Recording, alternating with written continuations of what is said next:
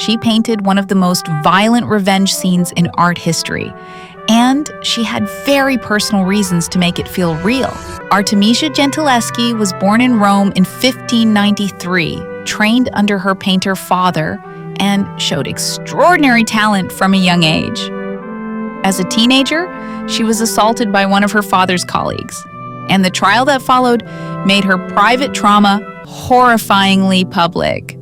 Complete with torture used to test her testimony, she didn't disappear after that.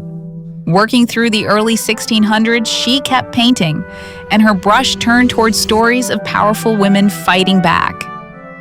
Her version of Judith Beheading Holofernes is more graphic, more physical, and more furious than any male painter's take on the same subject.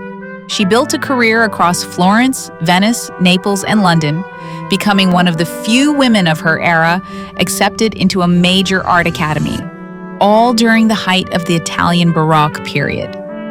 Her painting of Judith shows blood spraying in real time, something almost no artist before her had dared to paint with that much force.